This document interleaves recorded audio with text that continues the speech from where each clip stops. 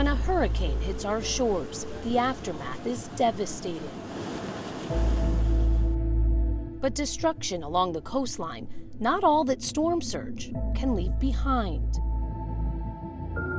Miles and miles inland, floodwaters rise as rivers and tides collide.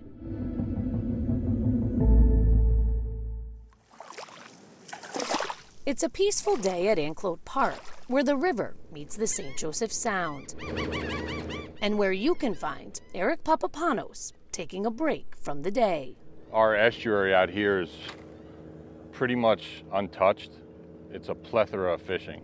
He knows these waters, fishing, boating, just enjoying the outdoors, even further upriver. I fish a lot of backwaters as well. It's taken me a lot of years, but I've learned it pretty well. Skills that came in handy, to say the least, back in September of 2017 when Irma came through. And the Anclote, which runs nearly 30 miles into Pasco County, flooded over. The community of Elfers was quickly underwater, and the county needed volunteers to step up. They had their own fire rescue boat with a 10 horsepower on it, but it didn't have enough power to get upriver. We decided to just go down there last minute and just do our best. This is video of Eric and his friends' rescue efforts. So the minute we got down there, the water was ripping. It was up to people's doors. And we came across a family that literally just moved there. They couldn't get out. It was one of the worst incidents of flooding Elfers had ever seen, but far from the only. That's because the Anclote is a tidal river. Here's how it works. The river's usual flow is out into the Gulf. In the event of storm surge, that water is blocked. With nowhere to go, the river rises.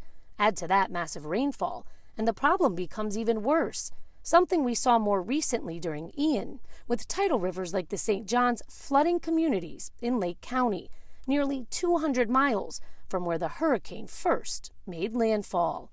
For now, the ground near the banks of the Anclote are dry, and the river sits low.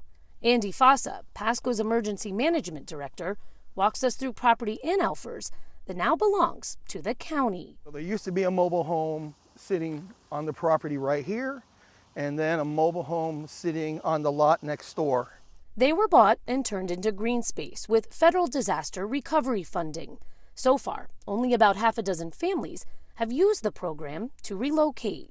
We have some people that have lived here for decades, and it's been passed on to family members, and they are steadfast on staying here. For tradition and familiarity, but also the beauty of it all when the storm waters aren't raging, creating reluctance to leave, even in the face of trouble.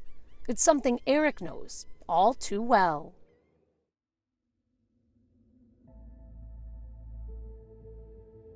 When they tell you leave, just leave. Go to a shelter, go to a friend's house inland, so you don't put someone at risk. Because those floodwaters rise fast, and the storm surge on the coast can leave its mark upriver too. Kate McVeigh, Spectrum News.